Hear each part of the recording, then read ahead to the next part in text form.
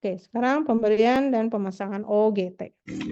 O, apa O artinya?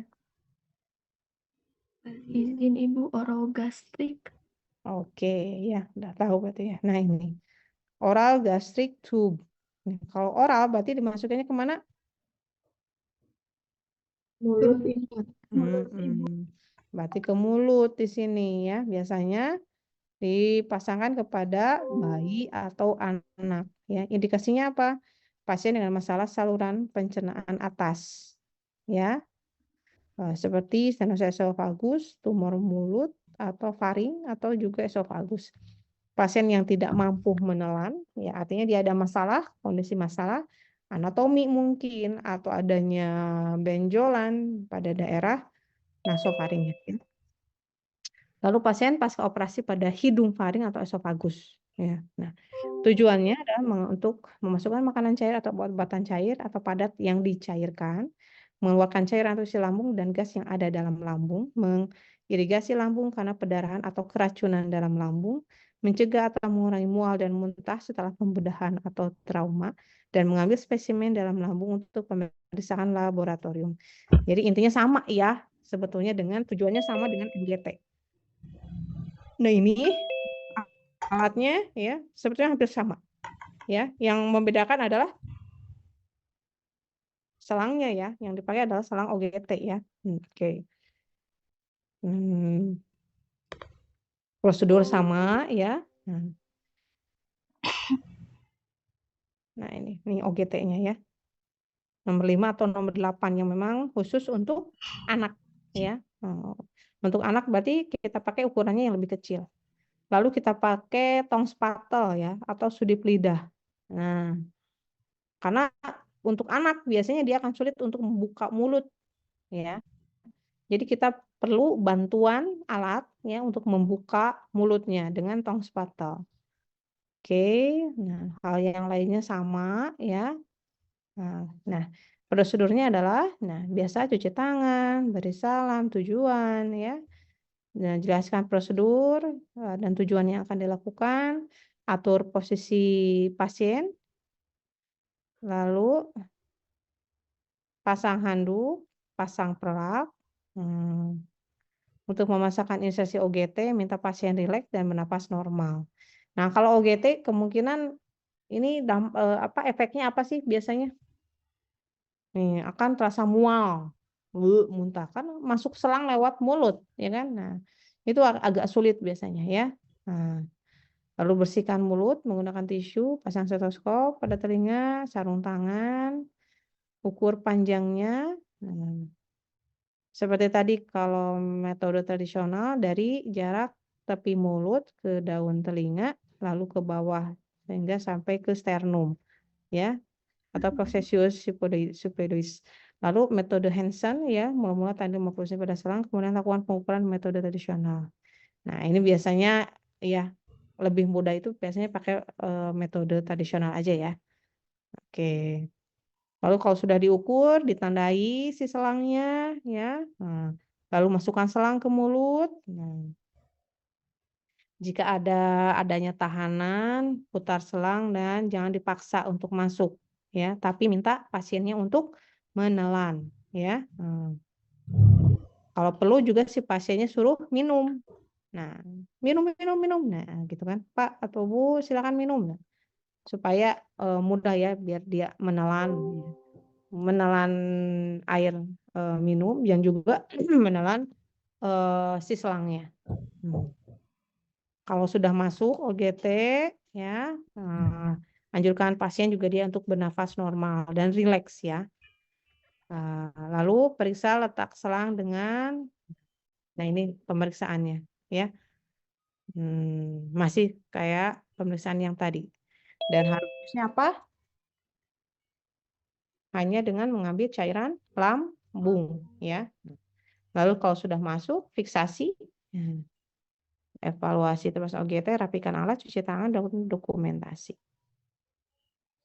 Oke, ini cara pemasangannya, cara pemberian makanannya, ya.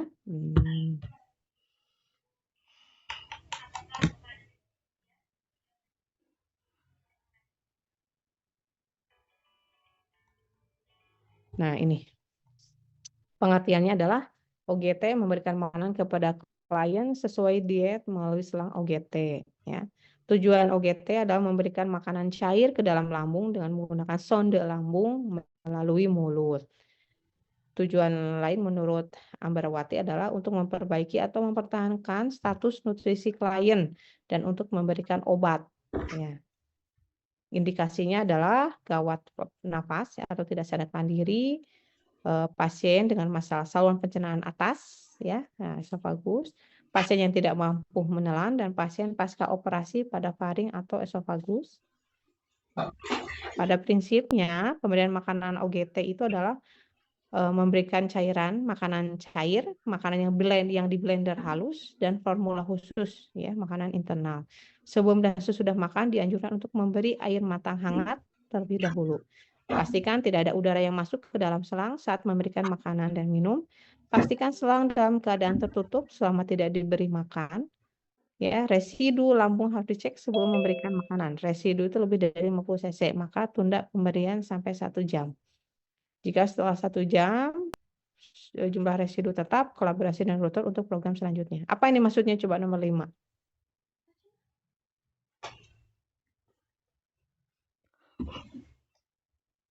Residu lambung Apa maksudnya?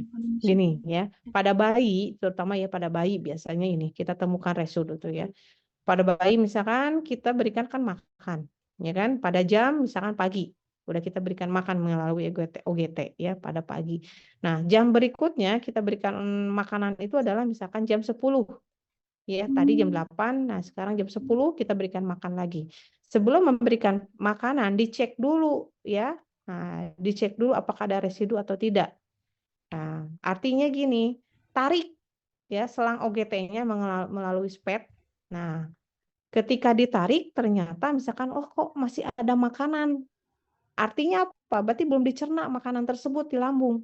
Nah, itulah yang disebut dengan residu. Ya.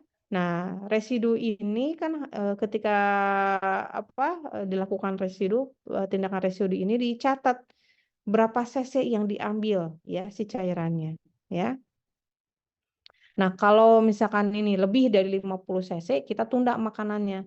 Tunggu sampai si makanan tersebut yang sebelumnya itu dicerna dulu habis ya. Nah, tapi jika 1 jam setelah kita diamkan lalu kita residu lagi ternyata cc-nya masih tetap sama dan tidak berkurang, nah ini harus kolaborasi dengan dokter. Artinya ada masalah dalam lambung, ya, sehingga makanan cairnya tidak bisa diproses, nggak habis. Nah itulah residu namanya, ya. Dan kalaupun misalkan kita ambil residu misalkan ya sebelum memasukkan makanan jadwal makanan selanjutnya kita cek residu ternyata misalkan residunya ada 10 cc misalkan atau 5 cc. Apa artinya? Berarti nah, artinya berarti kalau begitu jadwal selanjutnya makanan itu kita harus kurangi.